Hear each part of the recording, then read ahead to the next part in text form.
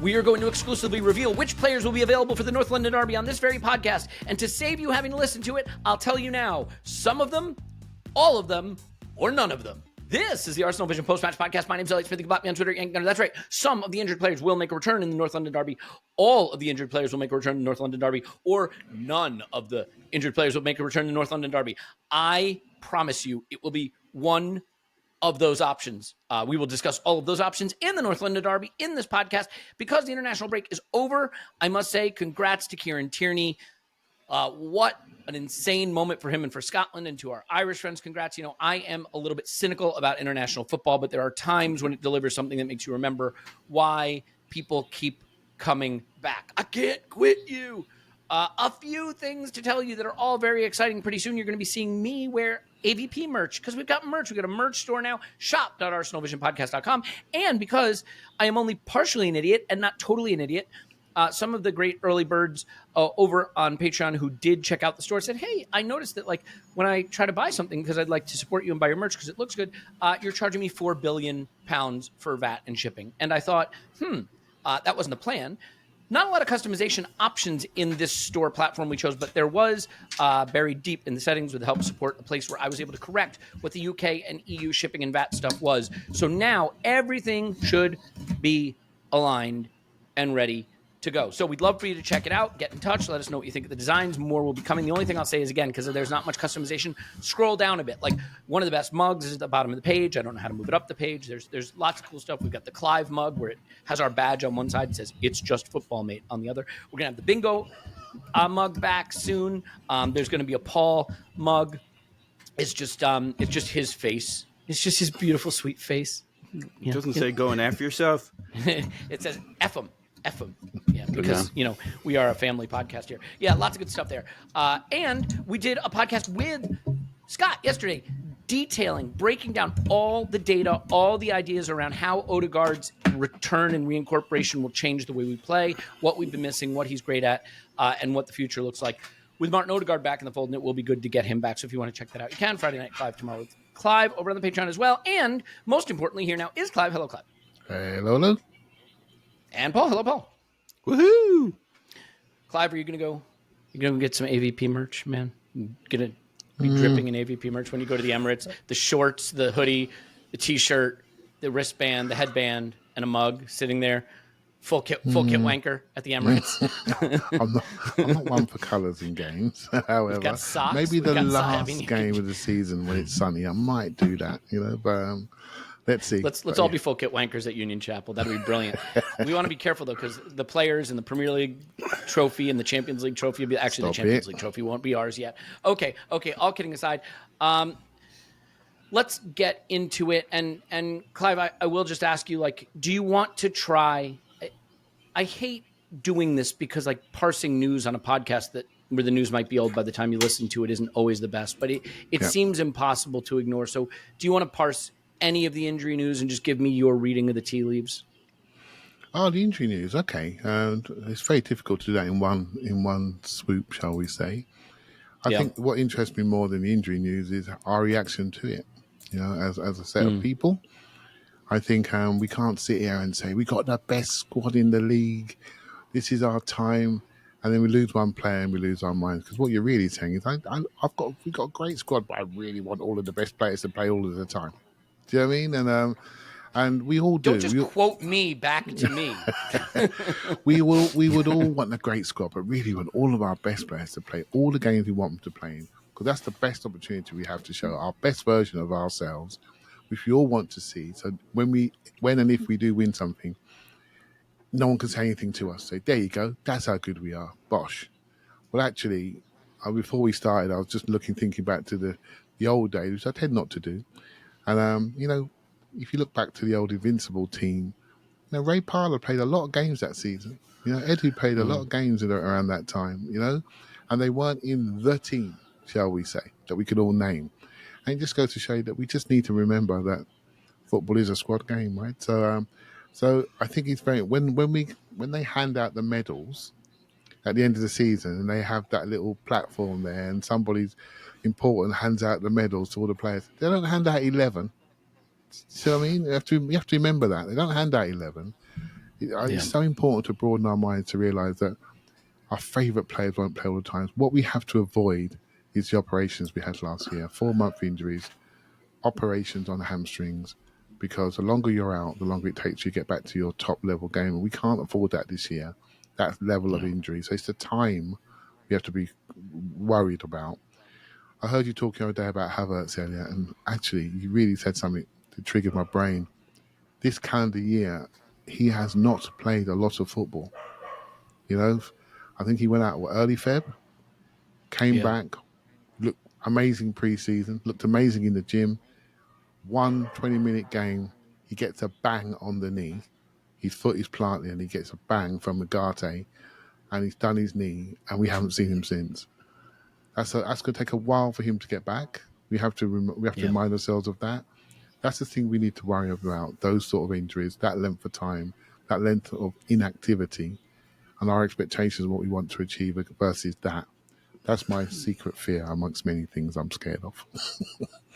I have a lot of secret fears. I mean, spiders, exposed heights. But yes, I mean, one of the things that I think is hard for supporters sometimes is you see the name on the back of the shirt and you expect a certain level of performance. Well, if that player hasn't played competitive football more than a handful of times in 300 days, you have to understand that there's a glide path for them back to form. I mean, there is such a thing as being fit enough to play, but there's another thing like being match fit, right? And being in form. And that's going to take some time for a lot of these players. And, that's where you'd rather have a fully fit player that may not be your favorite out there versus a player who's not all the way ready to go. And Paul, that is sort of my question for you is, if let's say we had everybody back, how do you think he's going to balance? Let's, thinking about the derby, right? Like, let's say Martinelli's back. He hasn't been out very long. Nani Madueke's back. He's been out a little bit of time. Let's say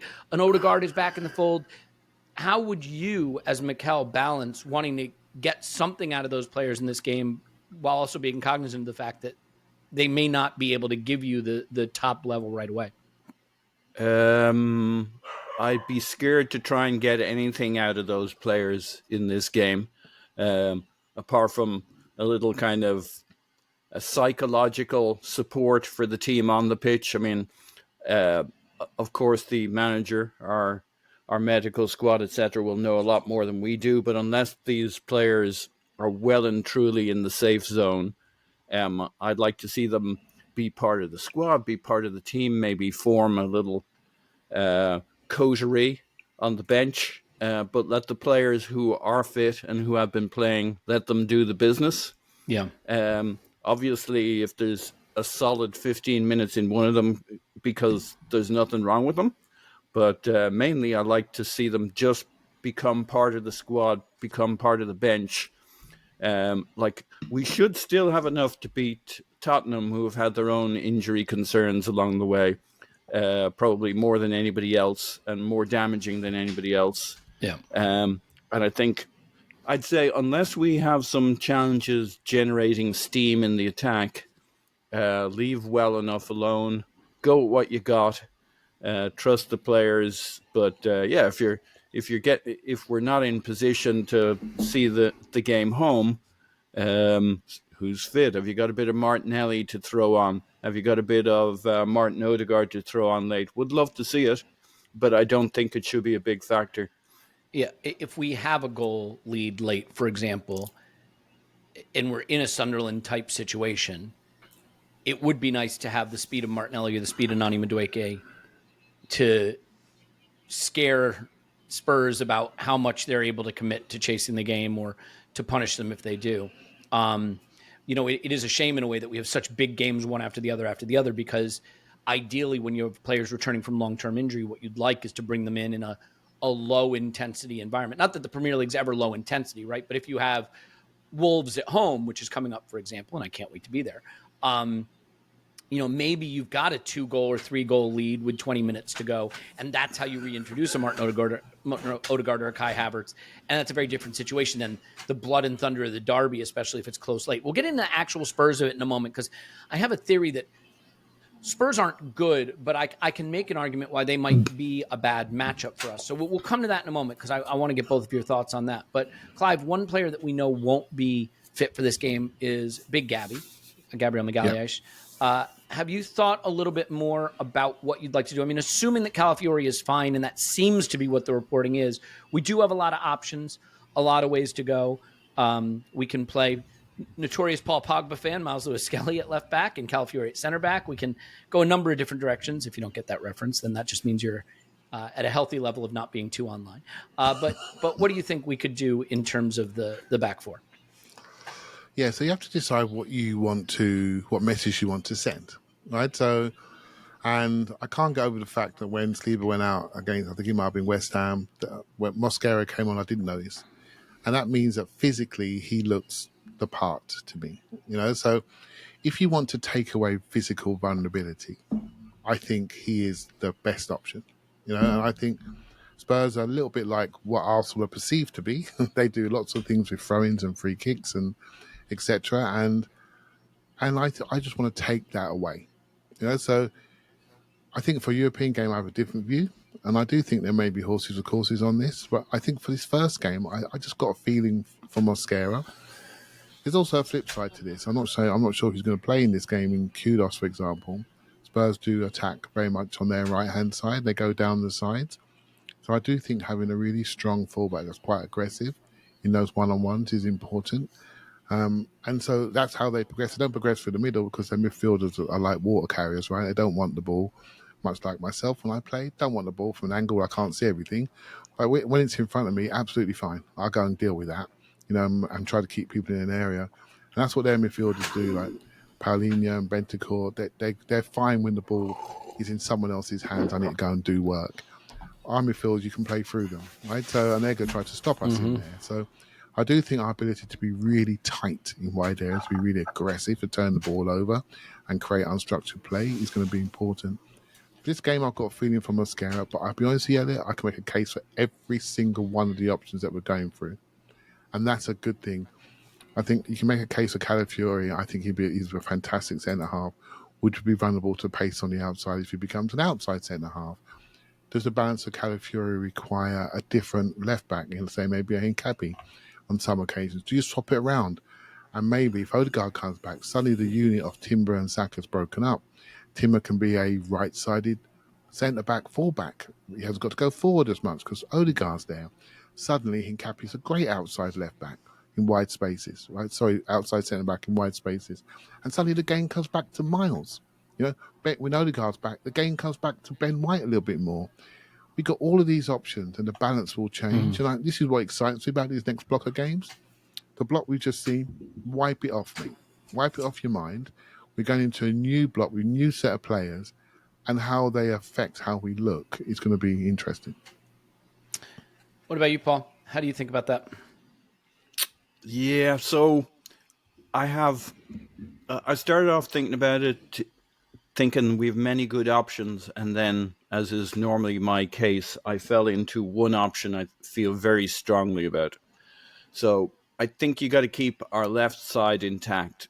For the first time in a long time, the left side of Arsenal functions really well. So I think you got to keep as I call him, Mikel Arteta's new favourite toy. You got to keep Calafiori doing Calafiori things from left back. Declan Rice, obviously, on that side in midfield. Trossard on the left. Now you got a functioning left. We know what to do on the right. Eze floating around the middle to the right with Saka. That's all known knowns. You keep the left centre back thing simple. To Clive's point, if you've got Kudus coming down our left, then maybe Mosquera isn't the worst thing in the world. A right-footed centre back meeting Kudus as he comes infield to try and get off a shot. He's just had a little bit more airtime, playtime. Yeah, that's for sure. Yeah. And you see the shoulders on him. I'm a little swayed by the shoulders.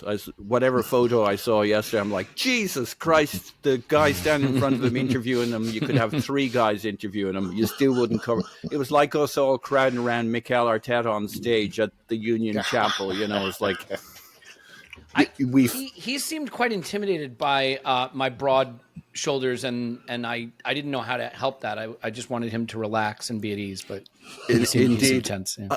I'm intrigued by your fear of exposed heights. Sorry to get off topic here, but I'm not afraid of heights in the sense like if I'm in an airplane, I'm not afraid of heights, right? But it's what just I mean you is have like such an advantage in that department. By you start being with closer to the ground. Yeah, I mean, even if you fall 300 feet, point. I think you're going to be fine. Your eyes are used to being further away from the ground, whereas I am used to being closer to the ground. So the higher up I am, the less natural it feels to me. Troglodytes need to be close to the ground. Do you understand? Indeed, I do. But Elliot, let's stay on the topic here. So I'm kind of drawn to Mosquera. Just he's had more airtime. He could play that left. But either way, what an embarrassment of riches we have for that one aspect of our game. We got 12 games coming up before the end of the year or something like that. So I'm very nervous about missing Gabriel just because he's a big factor. And how narratives have flipped. I can remember us talking about it, I think, certainly over the summer, at the end of last season. The most underappreciated defender we had, the most underappreciated player in many ways was Gabriel Magalhaes. And the world, not just Arsenal, who I think underappreciated him in an overappreciated way, but the world is suddenly like, is he the most important player at Arsenal? Is he the best defender? Well, he may be the best defender in the Premier League. You really appreciate somebody by their absence. Yeah. The thing with Mosquera, and look, it's not that I don't think Nkapie is going to be or is a great player. I'm not as sure about Calafiori as a center back. We just haven't seen it much. But I do think Christian Mosquera has played at Anfield, at St. James's Park, right? Yeah. We've seen him have to step into those cauldrons. And granted, this will be at the Emirates, but obviously the derby is a heated environment. I worry a little bit with Nkapie, who already has a reputation of being very front-footed, very aggressive in the challenge. And, we've seen that about his style, and dropping him into such an intense environment, maybe I'm speculating a little more than is necessary here, but do you want someone who's already predisposed to a very aggressive approach to their game, coming in for their first start at center back for Arsenal in that kind of environment? The Calafiori thing, I would trust him. I would. But would we be as comfortable then letting him roam and do the things he needs to do to hurt the opposition? So big decisions. In my book, it has always been the case that if you can, make the fewest number of changes when you have an injury, right? So if Calafiori is our starting left back, leave him at starting left back. Leave Saliba at right center back. Leave Timber at right back. And just bring in, whether it's Mosquera and Nkapie. I mean, Ben White could come in and Saliba could move over, or Timber could come in and White could play fullback. There's a lot of options, which is the good thing. And look, ultimately, as much as it hurts to lose Gabriel, we have a lot of defenders. And so we are going to have to rely on the squad at times. I know there is a tendency, and I am the chief person to lean into this tendency to kind of flip out about injuries. They bother me the most because they're the thing that gives you the least ability to really evaluate what you're about as a team. But it also does give you a chance to validate your squad building and the extent to which you brought in the right additional players. So we're going to find that out. I think, Clive, I'd like to spend a little more time, though, on the Tottenham of this, as much as it gives me no great pleasure to do that. Mm-hmm.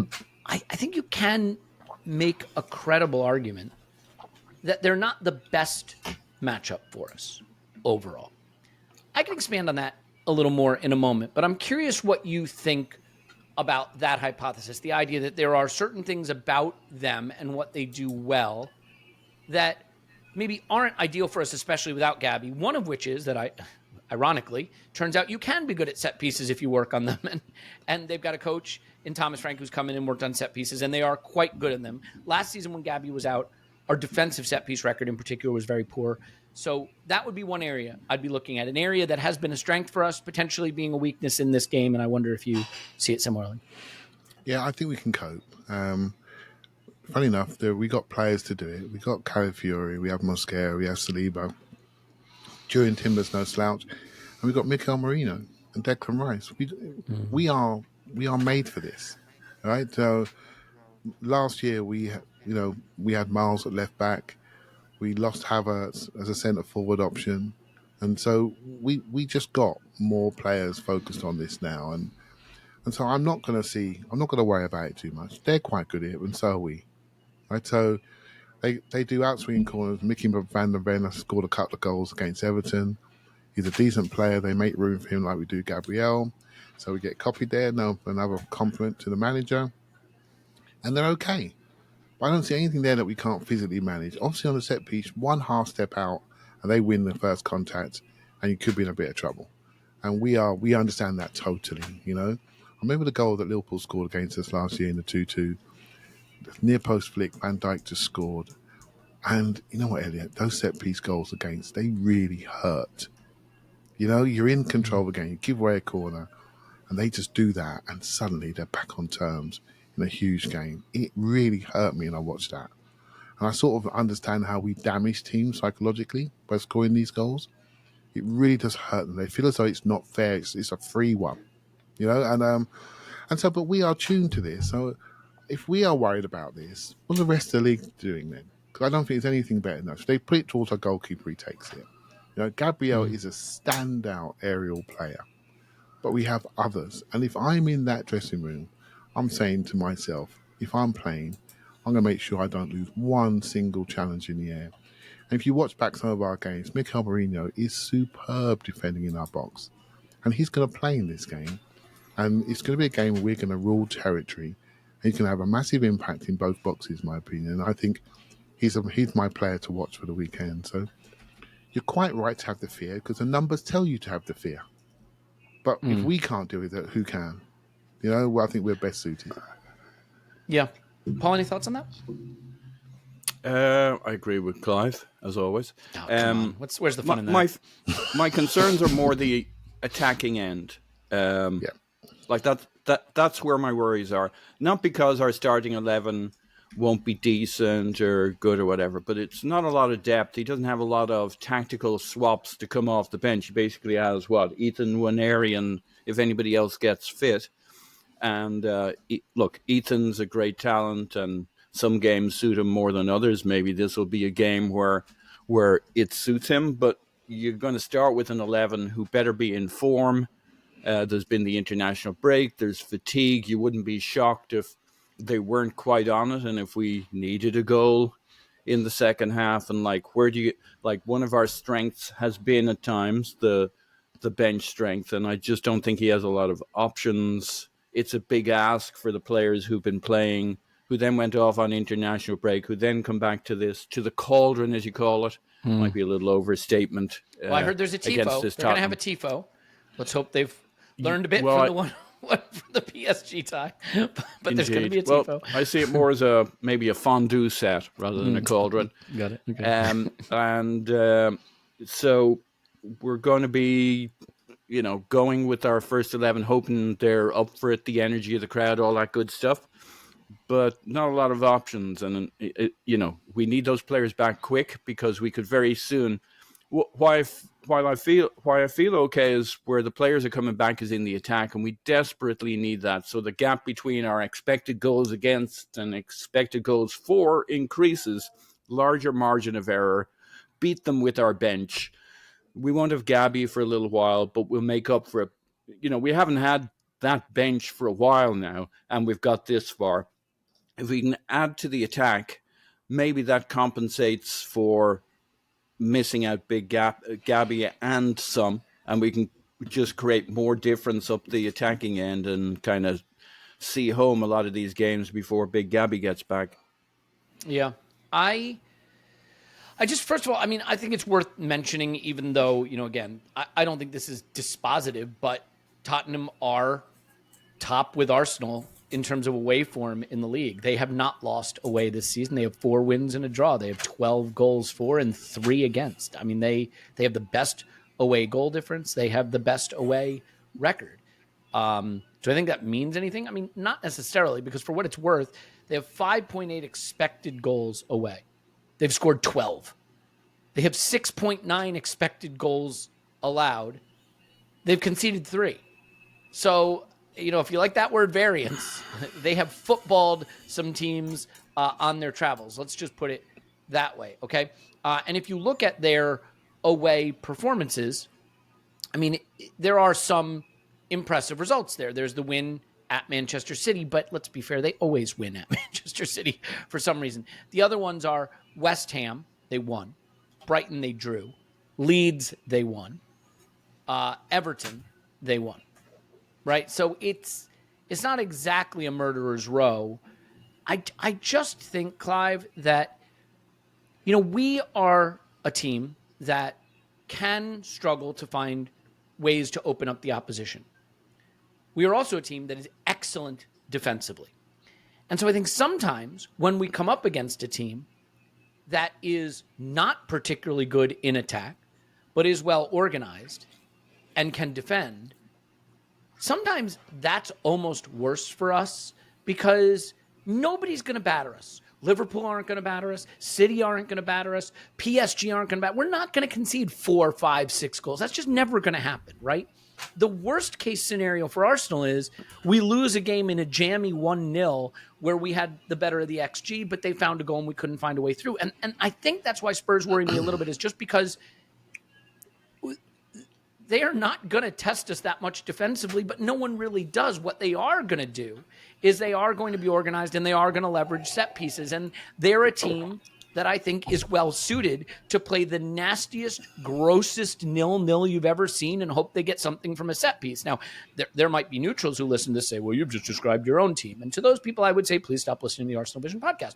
But do you see what I'm saying? That they are a team that is happy to create nothing, have nothing happen, and try to edge it on the margins. And I weirdly think that's a better plan for trying to beat us than a team like Chelsea, who we play next weekend, who will come for you and play front-footed football and try to attack, and they're going to find no joy against our excellent defense, and we're going to find ways to open up their crappy one.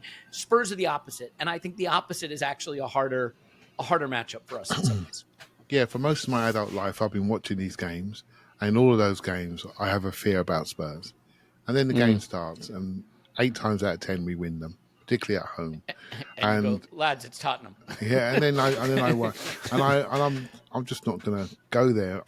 Spurs always have the option of 2 results. They can beat us or they can draw, and they still get victories on those 2 results. We have to win for the world to be right.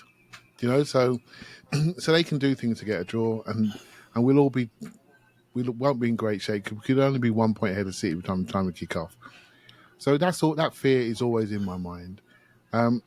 There are lots of teams in the Premier League that have the ability to deep block, aggressive, get after people, and create a one chance. We saw it last year, and that's why we had 14 draws. Right. So this year we've managed to be really sharp. And I will say, I did a bit of rewatching of games over the break. Quite mistake-free. Just in general play, the way we reduce mistakes, but also cover mistakes that we do make by other people being alert, is for me one of the most underrated improvements from last season. And the reason why I know that is when rusty players come on and I see a mistake that leads to a corner that led to a couple of years ago, led to a 2-2 against Fulham at home against 10 men, and we deal with that corner this time, I see, now that's what we used to do, I'm saying to myself. We weren't switched on. That's what we used to do. Turn over on last third, concede a goal, have to fight for another goal, and maybe get a draw. And we think we dominated the game, but we were stupid, got punished for an error. I think we're doing really well in that regard. And the Sunderland goals we conceded, we all said, you know what, they were decent goals. If anything, if you want to start to look for things like, I know you love to, Elliot, if anything, given the performance in hindsight of Gabriel and Saliba in that game, it wouldn't surprise me if one or not both were in the red zone, and that's why they weren't at their tip-top best in that game. And maybe the learning is, if we know that, do we take one of them out to make sure that they are fit? Now, none of us would have changed those 2 centre-backs for that game. And now I'm mad about Carlo Ancelotti playing Gabriel again. Thanks. Well, you should be mad because Gattuso did exactly the right thing with Calafiori. He's pure load. He kept him out. For a Brazilian game at the Emirates, I'm afraid it's a different context and I have to accept it. but it's very frustrating that we've lost him for that. So these are the learnings that we can do. I got to add one thing to that too, Mm-hmm. and I'm really, really sorry. But Eder Militao, by the way, suffers a bad adductor injury, having been played in 2 games, right? Having come back from a long absence, right? ACL. It just seems like basically they have not taken care of their players appropriately. But anyway, I just had to bring that up because I think it validates any concerns you might have about their willingness to take risks with players who should have been handled better. Yeah, and we are 1 + 1 making it 2, right? We're not medical experts. We're just both frustrated. If I'm a Real Madrid fan who's watched that player not play for a long time, just getting back to form, now they've lost him again for a month or so, right? Same thing for us, we are being looked at as the favourites of the league. We've lost not just one of our best defenders, but probably one of the most influential defender in the league this year. Not just from what he does on the pitch, but his own emotional content of how he performs his job. And I think he's perfect for a game like this. And this is very much an emotional game. I know, Elliot, you're a man of numbers, a man of detail. You're trying to look at the angles. I promise you, when you sit down 50 minutes for that game, those numbers will leave your head and you'll suddenly realise how emotional this game is, how you need to control those emotions to make sure you execute on the basics and the fundamentals of football and the plan that you have. It will just flood over you, and I think we're ready for it. I think this is a real test that I think we should be leaping towards. I have to be conscious of the fact that post-international break, we are never great. We're never fluid. We're never great. So we need to be really emotionally in control and wait for our details to come back to us. And it could be lumpy, Elliot. But if it is, I still think we're way better than them. I think we'll win. Am I wrong, though, in suggesting that the players were back a little earlier from international break this time, potentially, than they sometimes are? You sometimes get players returning, like, on the Thursday. I mean, England played on the Sunday. I imagine Mikel will have had them out on the pitch training by Tuesday at the latest, right? So a little more time to work together? A little bit more time. And we also go into the Sunday, which helps, right? So it doesn't help for travel on the way in, by the way, but it helps for the players, right? So, well, someone think of your training journey. Oh, mate, it's going to be a long one. Clive, we've long since given up anybody worrying about the punter. Come on. Yeah, it's going to be a long one. Maybe the best way just to get into the game early and have extra drinks, which I'm sure everyone's going to do. It's going to be lively. It's a good day for that. 4:30 on a Sunday. Woo. Good luck, mate. If you win, the local pubs are going to make a lot of money. That's what I'll say.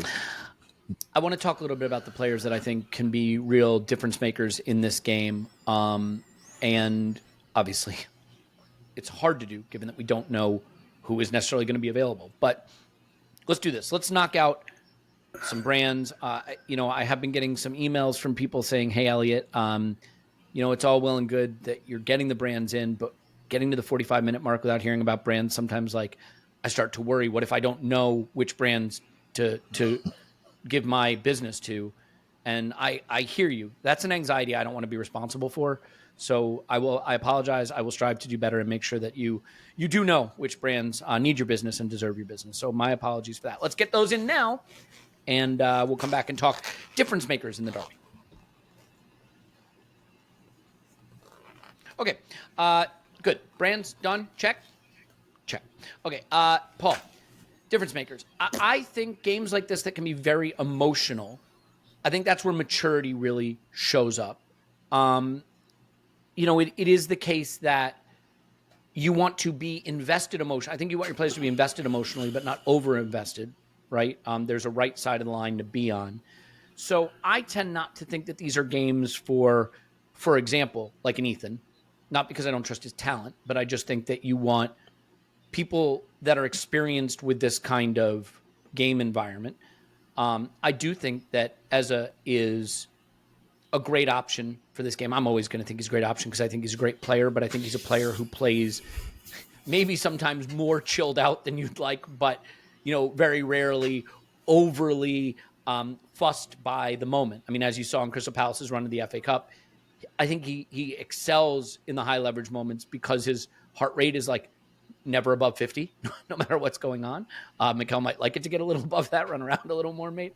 But so I think he could be a big player for us, especially if we start to find access to him between the lines a little bit more. Leo's obviously in fantastic form, but I can't look past the man, Bukayo Saka, raised by the club, knows what this means, has the talent to win games. Obviously, had the sensational volley goal for England in the game he started against Serbia, I want to say. So, how about you? Who comes to mind as a key difference maker in this game that you're really going to be watching closely? Saka's always a good pick, but I'd go with Calafiori. Interesting. Assuming he is fit, obviously. I mean, we think he is. But He'll be fit. Yeah, he'll be fine. Oh, good. You've calmed me right down. See, that's the thing. I can worry despite your attempts to assuage my concerns, young man. I'll find a way. Yeah, but I don't really want to assuage your concerns. I like to see you roasting yourself on a spittle, so it's pretty token effort there. Mission accomplished. On my and Clive's part. Yeah, look, they're going to sit in this mid-block, stymie and stifle us. You're going to be frustrated with Eze because when he gets the ball, he's not going to have a lot of space to operate. He'll have a few moments in the game. I think it's one of those people might be a bit frustrated in Eze unless he has like the magic moment, but his overall game, they're not going to give him a lot of space here to operate. That's specifically what they're not going to do. They're going to do two things. They're going to crowd that midfield and give us a hard time getting anything going, and then they're going to bang it behind our vacated left back spot and try and hit it with Kudus, Brennan Johnson, whoever they got floating, maybe both of them over that side of the pitch to crowd our left back area and do some damage there. So I think that's their play. Our play is to have Calafiori pop up in, Mikel Merino is not the most dynamic attacking target running in behind, but you don't say. I know my audience and I'm playing to it, Elliot. So you got Trossard there, you got that cleverness, you got the dynamism of Rice, the battling in midfield, turnovers, you got the chaos agent, in effect, of Calafiori coming in as the free man into that midfield. You need a free man. Eze won't be it. They're ready for him. They're marking him. Rice won't really be it. He won't really have that freedom. It's kind of down to Calafiori to stir the pot with Trossard's cleverness, banging in crosses to Miguel Marino off knockdowns or knocking it in behind when Calafiori runs in behind, runs through the midfield. He can't do that all day long because he has some duties down the other end. But I think if you're looking for difference makers, I think that's probably it. Otherwise, I wouldn't say we're predictable, but everything else about how we play, they can set up for it to some degree. So I think Calafiori is your difference maker. Yeah, Calafiori is an interesting one, Clive, because we've used him in a lot of different ways. How we use him without Gabriel will be interesting to watch. Let's assume he stays at fullback and we go with an Nkapie or a Mascara at center back. Whether we want to deploy him in as advanced a role absent our rock at the back will be interesting. We've recently seen Saliba step into midfield more. Now, there have been theories about why that was and with absences, needing his passing. But I'm curious if you think we may see more conservative use of either of those defenders or different use, but maybe not conservative, puts too much of a valence on it, but like a different use of our defenders in the absence of Gabriel versus what we've done when we've had him back there. Yeah, it's obviously, as fans, when we lose somebody like him who's an emotional leader for our team, one of our captains, we can go into emotional reaction or we go into solutions, right? So I think listening to Paul talk about Calafiori, I actually think it's important that we sustain our attacking identity. And Calafiori is a big part of that. And so Paul's convinced me that he should stay out wide and be the player he is. I don't think, given the fact he's had a load injury, he's going to play 3 games in a week. So this game, I think, suits him. We're going to play against a team that's going to be sitting there, looking to pick our pockets. And so we need to make sure we're Arsenal and we control the late phase of the game with our forwards. So that's important. Hence why my Mascara shout for this one is the one I just feel most comfortable with, but I'm comfortable with anything that we go with on that side of things. So when we lose somebody major, I believe I do a little bit of coaching of people, and I talk about pillars in your team, and you have pillars in your team. And when you lose, Tim uses the word, he calls it a wall in your team, like a wall that holds you up, right? So you have pillars. And those pillars, when you lose one, I look at the others and say, you need to now step up to make sure this ship stays stable, right? So one of those pillars for me is Declan Rice, because now in that left-hand zone of the pitch, I think his role becomes even greater. And he'd be one of the biggest worries I have because I think he's pure glue. He does so many things. He's a big part of our open play, set play game. I think he's huge, but I think he's already doing this job. It's just a matter of doing it better. In that left half of our pitch, he's there making sure that he stands in for people who move out of those zones. And when he decides to go, they stand in for him. I think that cohesion there on that side of the pitch is going to be really important. So I do think that needs to stay the same. And my worry is, how do we replace Declan Rice if we have to replace him? Because he can't play all the games always. I think it's very important that we take minutes out of his legs when we can. And for that to happen, we need to be efficient in the top end of the pitch. The Sunderland game, we just ran out of forwards a little bit. We ran out of energy. We are hopeful the press conference will tell us we're getting some energy back into our group, which means we can Good luck. He's not giving anything away. Yeah. He's going to tell you we'll have to see on all of them. Well, we know the score, right? We are hopeful we're going to see a little bit more energy come back into our group, more running power, and that's going to take the emphasis away from our back line. I felt the Sunderland game, we allowed it to come on to us, and we were comfortable we could hold it, and they got a great goal, so fair play to them. But I want to make sure we move the emphasis away from that part of the pitch. So, yeah, I'm looking forward. Elliot, I'll tell you now, I'm looking forward to seeing how we balance up. Because the players that are coming back into our group, they're not little flowers. They ain't come here to hold the oranges at half time, mate. They come to play. And they got strong primary games. You know, Madueke was doing fantastically well before he came out. And I've got my last memory of Odegaard against Olympiacos was just incredible. You know, and so when these players come back, we're going to get our memories refreshed. You know, Martinelli's impact off the bench took us through a difficult part of the season with the City goal, the Bilbao goal. I mean, these players have already made impacts and want to do so again. You know, so I'm really excited. I'm worried about losing a player like that, but it's going to happen. You know, we need to be more robust about how we react to these things, in my humble opinion. Yeah, I think, look, let's just be clear. The freak out over losing Gabby, first of all, justified based on his value to the squad, but would be more muted if we knew all the other players were back.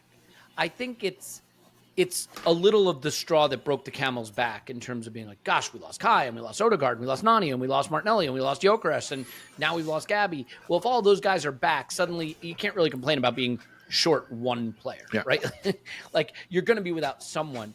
I do think, Paul, just as a point about the dynamic of how you control space and how you hurt teams, like we saw against Sunderland, I think a really important turning of the corner in our ability from open play to pull compact defenses apart in the second half, absent some of our runners.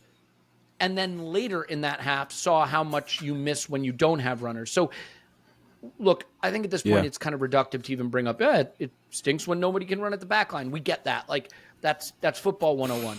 Let's talk about, I think, the more encouraging thing. Anything you want to kind of double click on from the Sunderland second half, and Clive and I did a rewatch of it, and it really was great to see the way we started to find solutions for creating chances against a compact defense in that second half. Any dynamics of that game that you think are building blocks, not just for the derby, but for this next run of games and our ability to start to create more open play chances? Yeah, well, I think there are lessons to be learned in there for the supporters, I think, to understand the first halves, especially with this setup that Spurs will have. The kind of a bit toxic over there at the moment. That Chelsea game did not go well for Spurs, the manager, the team, the fans. The kind of the holy trinity was somewhat ruptured at the end of that. And so if you can keep pressure on them. So I see you want the first goal. If we get the first goal, I think Spurs will have a very challenging day on the day. But what you really want to do is create a lot of pressure in the first half. It may not be the most electric open play performance. So you're not going to take the Sunderland second half and say, let's just go into play Tottenham and do the same thing, but in the first half. What happened against Sunderland? In the first half, it felt like we struggled, but I think that's a little bit of a misreading. It's just, it's body blows in a boxing match. Of course, we'd love to tear them apart. Of course, we'd love to get in behind more often. But the first half, maybe just about stressing them, moving them around. Chelsea got their goal by putting pressure on their back line, forcing an error. And you can say, oh, it was just a kind of stupid error, but it's an error that comes from pressure. And I think in this game coming up, it's important that the team's pretty emotionally mature now. It's not like it was a couple of years ago. It shouldn't be all people throwing their hands up, exasperated, a double yellow, red cards. Like, this is a different Arsenal. It's mature, it's calm. And I think we got to come to terms with Michael Oliver and not be doing that thing fans do. Forget all that shit. It does you no good. You don't want the crowd all up about Michael Oliver. Oh, the first time he does something we think is, Saka gets kicked a couple of times and the crowd's all gone mental. It's not going to fucking help you with Michael Oliver being on his case. People don't do good when they get defensive. So we need to feed off the calm of our team. Be patient with the first half, and yes, do what we did to Sunderland in the second half. We're going to be fine. It'll open up. They'll be more tired. We'll have our flow. And if we get the goal in the first half, great. In the second half, the football will be seen. And we just got to be patient. The team's got this, I think. Yeah. Clive? Yeah, so you mentioned Chelsea earlier when we were off mic and the Spurs game, and I just sort of dragged my memory back to it. And when Spurs lost that game at home, I mean, they hate Chelsea almost as much as they hate us, right? So that really hurts them losing that game. And so at the moment, Spurs are going through a bit of a identity crisis because they've been stabilised by a manager that knows how to stabilise a team. They do the detail of their restarts and they play in areas, particularly away from home when there's less pressure on them. They tend to play a bit freer, right? So, and they've had some good results there. But actually, from a play style point of view, I don't think a lot of Spurs fans are very happy about what they're doing. So Jed Spence, for example, is a good one-on-one defender. Give him the ball, he doesn't know what to do with it, right? So the one-on-one defender playing left back off his left foot, with a right foot, and Saka comes inside, he's going to fancy himself. That's the way he's wired, right? They may go even doggy on the day, because I think he's returned from injury right now. So in fullback areas, they feel pretty comfortable. They love Van der Ven and Romero. They think they're better than Saliba and Gabriel, right? So they're going to fancy themselves in these areas. The goalkeeper's got better. Every now and again, he lets one in the middle of the goal, right? So you're never sure what's going to happen with him. They lack offensive power and ability and consistency, but sometimes you just need that moment, particularly away from home, and give them something to hold on to. That's the bare case for them, Elliot. And I think, but what I will say is, mate, if they lose this game, they're going to be in not a good place, because to lose to Chelsea and Arsenal quite quickly, that really does reset your mind. Yeah, you're not losing 22 games this season, no way. But really, what are you doing? Fortunately enough, they've got a Champions League and they've got quite a really good draw, and they're making progress in there. But what are you really doing? What are you really achieving? So I think we have a moment here. They're thinking they can slow us down for the title, right? But we can really dent them and make them look at themselves in a different way. And I think it's going to make them fight hard. But I do think offensive efficiency, particularly early on, could really dictate the story of this game. I got a couple thoughts about that, but Paul, you? Yeah, like I kind of go, I'm with you, Clive, and I kind of go with a different feeling to how you started the Spurs conversation, Elliot, in that I think it's a really good matchup.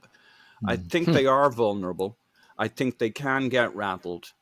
I think they're going to sit in a mid-block, but they're not the strongest team in the world at the moment. They don't have their best players. They got their own injury concerns. They got bigger injury concerns than we do. I think this is a team you want to play right now at home. We can rattle them. We can get at them. Bayern Munich, look, we have high hopes for that matchup, and we really want to show them what we got and all that good stuff. But at the end of the day, it doesn't derail our season if we get a draw against Bayern Munich instead of the win we're all hoping for or whatever. And then you got 2 games out of the way where your bench actually can get filled up with quality players. Like, there's worse teams to be playing right now, worse situations.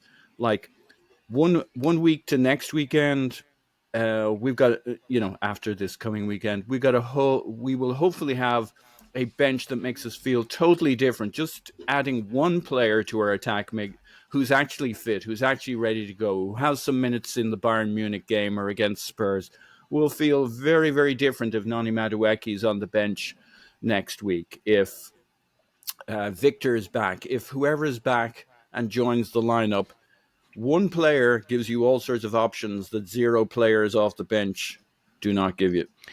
A couple of things here. So, first things first, they have PSG away in midweek. Now, we have Bayern at home, but PSG away is probably the hardest game in world football at present, other than Arsenal away, I would suggest.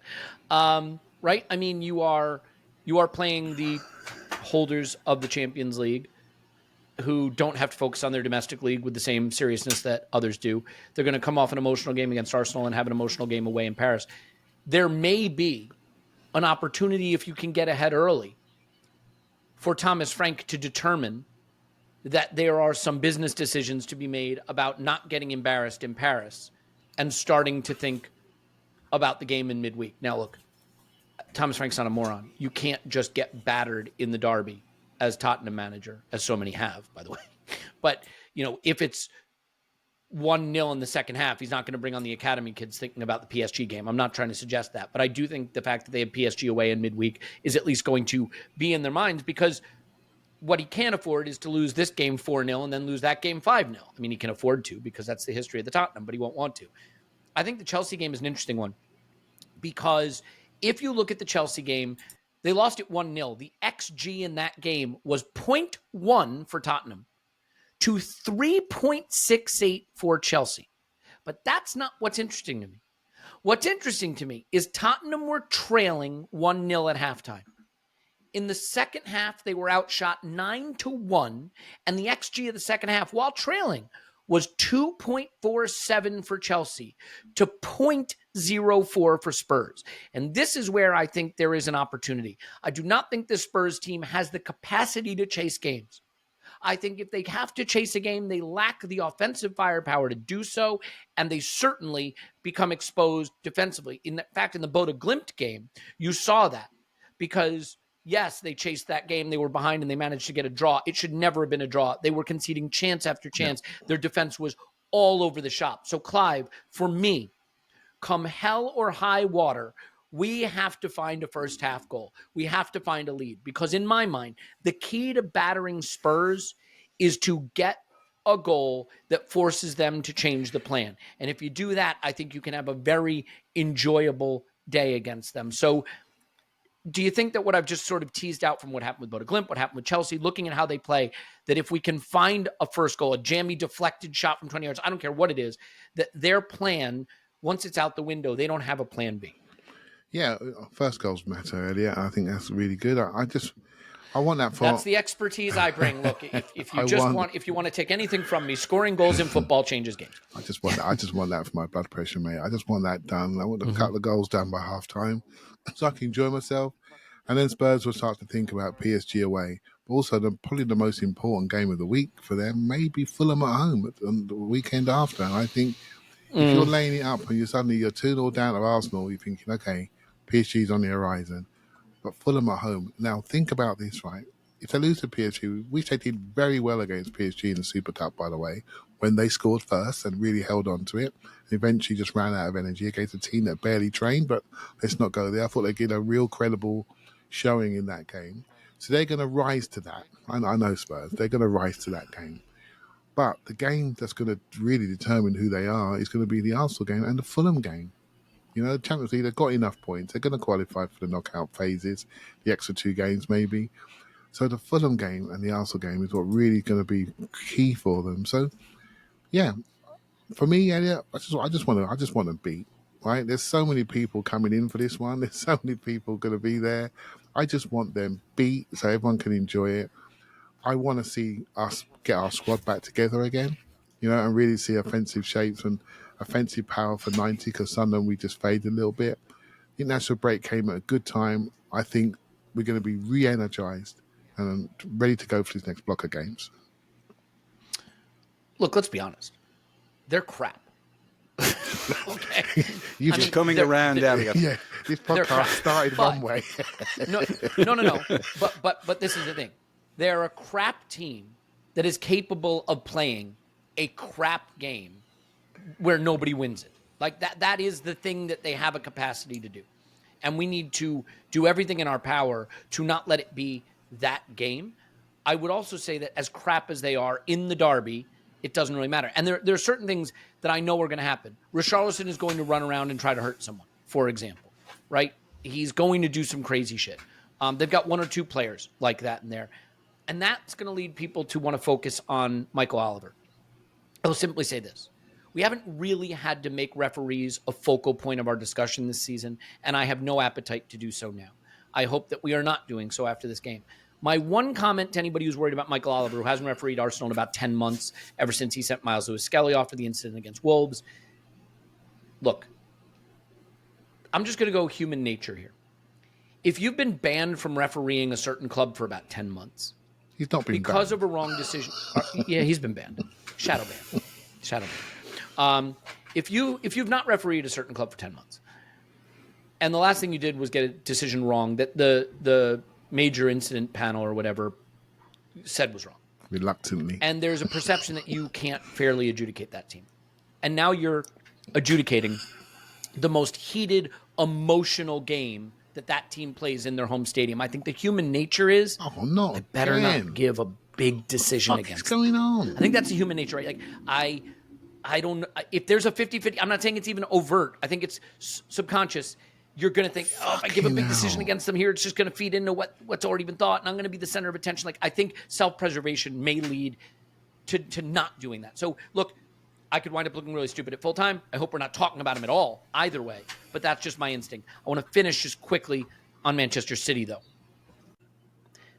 So when it comes to Manchester City, Clive, they do play before us. They go to St. James's Park. We're going to be rooting for them to drop points there, of course. But they can get within 1 point if they win. And then I think they have Leeds at home after that. Some tricky away fixtures here and there. Look, they haven't been so good that you assume that they'll just pick up points in every game.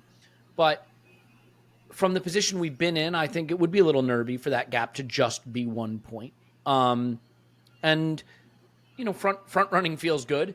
But the problem with front running is anytime the gap gets closed, you could freak out. So psychologically, what do you think about that? City getting the chance to go first, getting the chance to heap a little pressure on and close the gap to 1 point, and where City are as a challenger. I will note, by the way, Liverpool go into an incredibly easy run of fixtures coming up now. I mean, straightforward as it gets in the Premier League, if you could say the Premier League ever gets straightforward.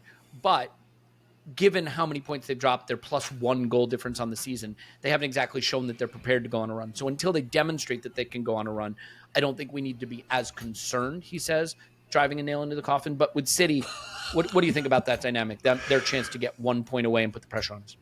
Mate, 3 games a week, you win 3 games, the other team draws 2, wins 1, you're back in the room. So, and I did read an article on Opta last week that we've got one of the 4th hardest schedules, and Liverpool and City got very easy schedules. The fact that we've done what we've done in the last block of games. Coming up or behind us? Coming up, right? Coming up, yeah. Mm-hmm. So they've got City and Liverpool got a very comfortable schedule coming up, and we have the 4th hardest schedule coming up. Mm-hmm. Now, in a strange way, some of the games that we just had that were deemed easy were quite difficult for us last year, like West Ham, like Fulham, Palace. Mm-hmm. We didn't win those games. Newcastle, we didn't win those games, right? So obviously Sunderland, the only ones we dropped points in. We basically won every single game without conceding a goal. So you can't get much better than that. Then we come to a new block of games where I think maybe we have to see a different side of us. So there'll be more of a contest. Teams won't be, scared per se. I'm not saying those teams were scared, but I think we overpowered them and we were very efficient. These games are a bit more of a contest where maybe we've lost a bit of aura in losing Gabriel. So now we have to show something else.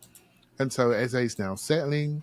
And so, I think the City thing, they're a good side, right? They're a good side. They don't care about us. They don't think we've got it. They don't think we're going to last. They know we're good, but we don't think we're going to last. And we're going to put us under pressure. What would you do? You put us under pressure. They've got the track record. They are trusted by everybody. We just need to keep doing our work. And and keep showing people that we are for real. And if you do drop some points, you've got to hold it together, because that's exactly what they want to see happen, to see us frayed edges, And I know it's difficult. We, amongst ourselves, amongst our own people, we have a bit of a panic up. But that now gets to social media, and it becomes who we all are. When we just got to be a bit calmer, in my opinion. So, I think City are excellent. I think we are better. We are better than them, but it doesn't mean anything. We've got to show it. We've got to show it in these games this week against Spurs and against Chelsea, against Bayern Munich, and we've got to go to Everton and do the job. Really go to these places and do the job. I think we're set up for it. If the squad stays together, we are set up for it. And I cannot wait to see the strength and where we are. And if people don't come on the journey and they're not there and they can't produce it in the environment that we've created, then we'll find out quickly and our selling strategy will be defined. But I want to embrace this difficulty that's coming up, because I think we're good enough. Let's go and show it. Yeah. And I will just say, since we've been recording, I think Charlie, who was it? Let me give credit where credit is due. It looks like, Charlie Wyatt has posted on socials that Odegaard is set to return against Tottenham. Woo-hoo. I'm sure Mikel will be unwilling to let him back into a press conference for revealing that, but it's okay. It's a big potential addition for us. And if you want to hear a really deep dive on what we've missed without him, what he brings to the team, and critically, how we will have to adjust, I want to be clear. Declan Rice getting on the ball way more absent Odegaard. The left-hand side, more involved. There are dynamics that will shift with him back, and most of it is positive, of course. Some of it will be an adjustment. I'm not saying he's going to start, but, when he comes back. So we have that podcast out yesterday. We'll have Friday Night Clive tomorrow, where we will deep dive on all of Mikel's comments and this is important, the most humorous way possible as he drinks Sancerre. If you want to check out our shop, we'd love to get you some great merch. We got stickers and hats and shirts and stuff. I'll just say this. It's a weird shop. I only have very, very limited access to options on it. If you're like, oh, I wish they had a t-shirt like this or like that, when you click in, you get tons more options. So there's premium t-shirt, tri-band t-shirt, athletic t-shirt, hoodie that's premium, hoodie that's a zip, all kinds of stuff. You just got to click in. There's mugs. There's the Clive mug. We're going to have a Paul mug, which we'll try to keep those on the shelf as much as we can, keep those stocked up.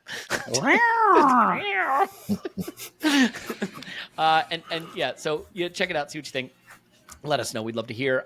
If you use code AVP50, you get the Patreon stuff at 50% off, so just a couple of bucks a month. And if you're doing it through Apple, again, they take a big cut. So you can do it through Apple, no problem, but you're going to give the Apple company extra money, which, to be fair, we do support charitable causes like the Apple Corporation here. But all kidding aside, we will have our fundraiser for the Zattery Camp again in April. We look forward to that, and we'll have an update on that soon because we're already starting some planning for it. It takes a lot of work to get that going and a lot of generosity on your part to make it a success. So thanks for that. Look, the most important thing is we love you. It's a big, big game. It's the derby. It's the critical moment of the season. Every time it comes around, they stink, and we're going to pound them. And that's just basically what happens. So I very much look forward to that. Exactly as I said from the start of this podcast, and I won't hear anyone tell me otherwise. Paul, thank you very much. Woohoo! Woohoo, indeed. Clive, my friend, my man, good to see you. Thank you very much. You can unplug your cup and string now. Okay, my name's Elliot Smith. We love you. We'll see you on the instant reaction, everybody. We'll talk to you after Arsenal 10, Spurs 0.